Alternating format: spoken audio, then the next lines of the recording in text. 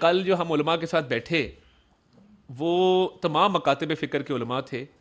18,000 مدارس کی ریپرزنٹیشن کرنے والے علماء تھے, اور میں نے وہاں یہی بات کی کہ یہ علماء چاہتے ہیں کہ جو مدارس کا انتظام ہے وہ وزارت تعلیم کے ماتحت رہے.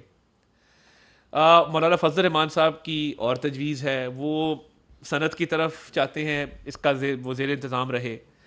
اب 2018 سے اصلاحات کا ایک سلسلہ شروع ہے جس میں بڑے اچھے طریقے سے 18,000 مدارس کو رجسٹر کیا گیا ہے. تو مولانا صاحب ہمارے لیے قابل احترام ہیں. کل جو وہاں سے تجاویز آئیں اور جو مولانا کی تجاویز ہیں, حل اس کا یہ ہونا چاہیے سب کو قابل قبول ہو. اور اب دیکھیے یہ جو ڈویژن ہے ہم چاہتے ہیں کہ اس میں مل بیٹھ کے خوش اسلوبی سے اس کا وے فارورڈ نکل آئے. تو کوشش ہوگی کہ ایسا حل نکالا جائے جس پہ سب مانتے ہوں, تمام مکاتب فکر, تمام جو مدارس کے جو محتمم ہیں وہ, اور ایک ایسا حل جو قومی مفاد میں بھی ہو اور مدرسے کا جو طالب علم ہے اس کو نقصان نہ ہو. وہ ایسی چھتر چھایا میں ہو کہ وہ ایجوکیشن ڈپارٹمنٹ سے بھی فائدہ اٹھا سکے, وہ سائنٹسٹ بن سکے, انجینئر بن سکے, ڈاکٹر بن سکے, اور وہ زندگی میں آگے بڑھ سکے. تو کسی بھی مدرسے کے طالب علم کو نقصان نہیں ہونا چاہیے اس بات کا کہ وہ مدرسے سے فارغ التحصیل ہے.